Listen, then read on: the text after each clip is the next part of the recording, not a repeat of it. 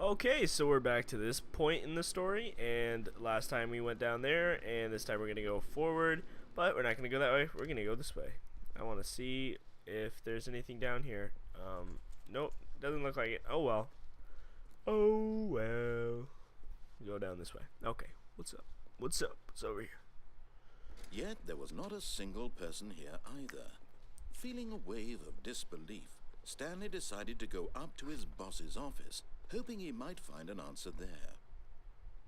Okay, synergistic core value expenditures, shift global market parade, parade? I don't know.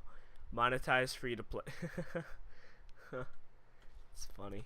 Wait, what is the quarterly pie chart profits? They make money from pie charts. I want to get in the pie chart business. Alright.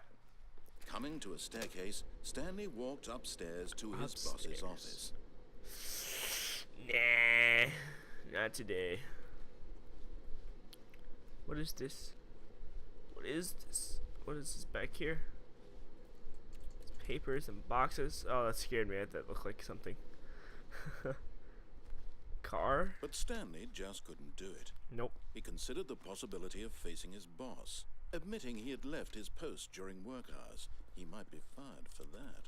And in such a competitive economy, why had he taken that risk? All because he believed everyone had vanished. His boss would think he was crazy. And then something occurred to Stanley. Maybe, he thought to himself, maybe I am crazy. All of my co-workers blinking mysteriously out of existence in a single moment for no reason at all? None of it made any logical sense. And as Stanley pondered this, he began to make other strange observations. For example, why couldn't he see his feet when he looked down? Why did doors close automatically behind him wherever he went? And for that matter, these rooms were starting to look pretty familiar. Were they simply repeating? No, Stanley said to himself, this is all too strange. This can't be real. And at last, he came to the conclusion that had been on the tip of his tongue. He just hadn't found the words for it. I'm dreaming, he yelled. This is all a dream. Oh, what a relief Stanley felt to have finally found an answer, an explanation.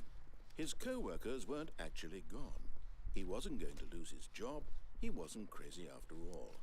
And he thought to himself, I suppose I'll wake up soon. I'll have to go back to my boring real-life job pushing buttons. I may as well enjoy this while I'm still lucid. So, he imagined himself flying and began to gently float above the ground.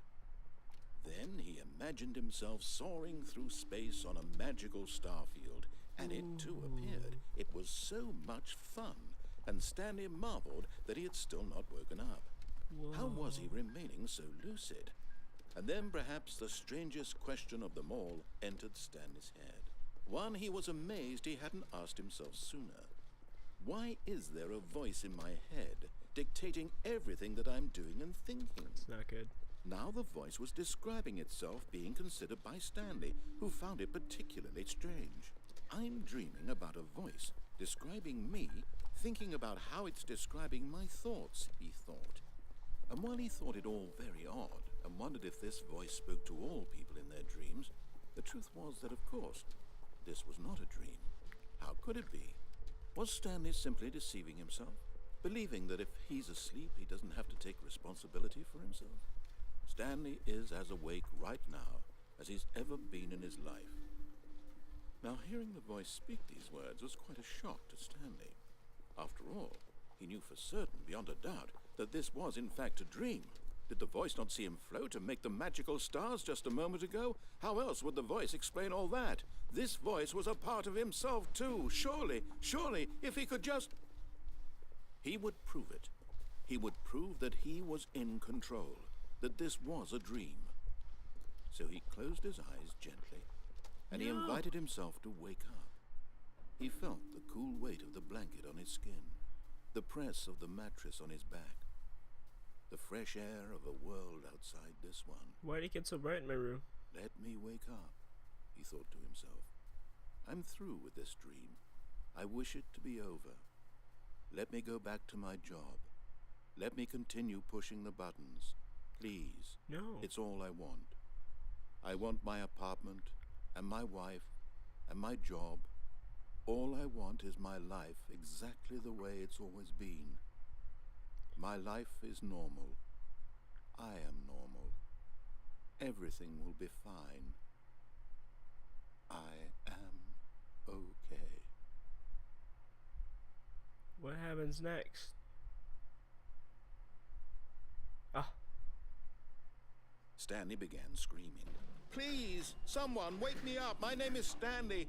I have a boss. I have an office. I am real. Please, just someone tell me I am real. Oh, no. I must be real. I must be. Can anyone hear my voice? Who am I? Who am I?